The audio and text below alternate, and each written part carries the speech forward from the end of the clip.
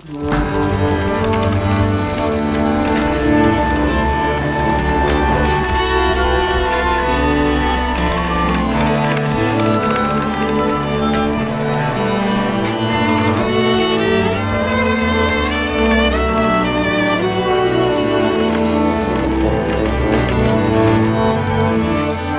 chapelle de la Trinité, une des salles les plus spectaculaires du château, accueille chaque été les masterclass et les concerts des écoles d'art américaines.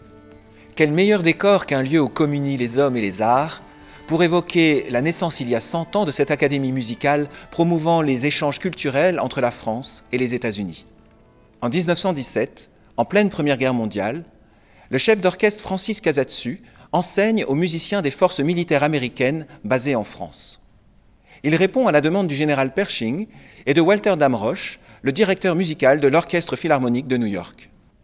C'est de cette collaboration franco-américaine que naît l'idée, au moment où la paix revient, de poursuivre des cours chaque été destinés à la jeune génération de musiciens américains. Parmi les premiers à en bénéficier, avant de faire une grande carrière, on peut citer Aaron Copland, Virgil Thomson ou encore Elliott Carter. Leurs professeurs représentent la fine fleur des interprètes et pédagogues français de leur époque. Des cours d'harmonie sont donnés par Nadia Boulanger, qui devient la figure centrale des écoles en les dirigeant pendant 30 ans.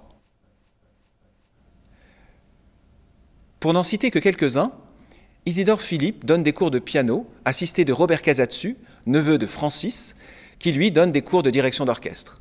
Et Lucien Capet et Maurice Hewitt, membres du Quatuor Capet, enseignent le violon. Francis Casatsu et Walter Damrosch trouvent un allié de taille dans ce projet en la personne du sous-préfet de Seine-et-Marne.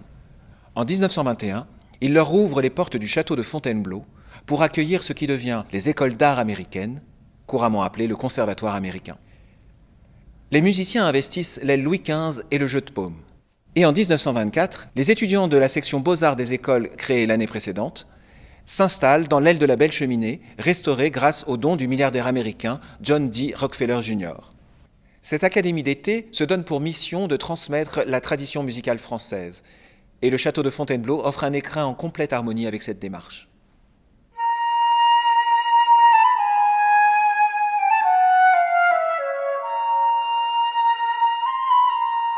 Au XVIe siècle, François Ier fait construire sa fameuse galerie pour relier le donjon médiéval à l'ancien couvent des Trinitaires.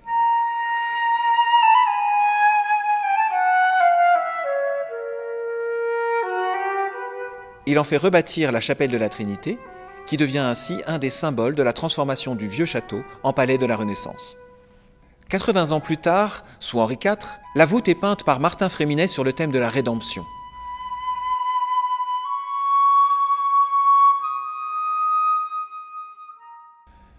Les sculptures en stuc et les pilastres sont exécutées par Barthélemy Tremblay. Ces deux artistes français s'affirment comme les héritiers des premiers maîtres italiens invités par François Ier pour magnifier son palais.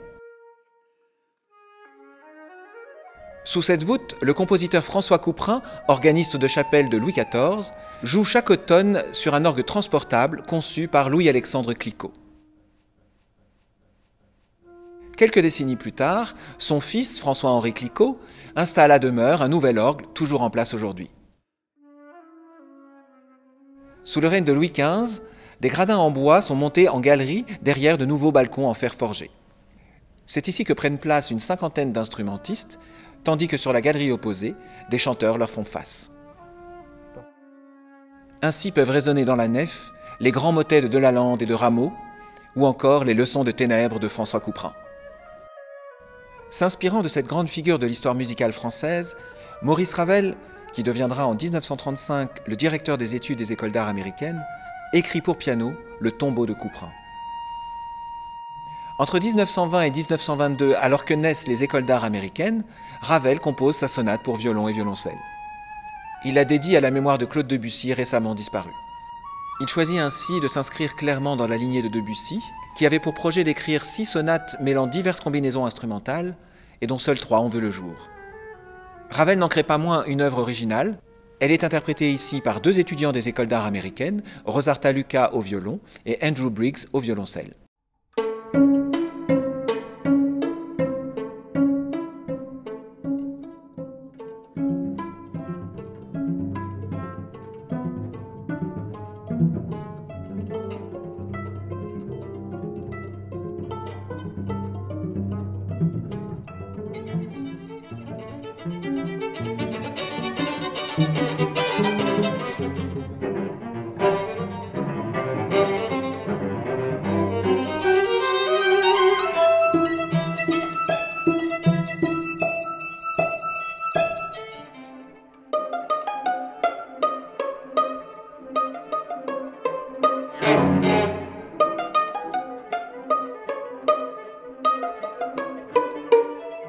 Thank you.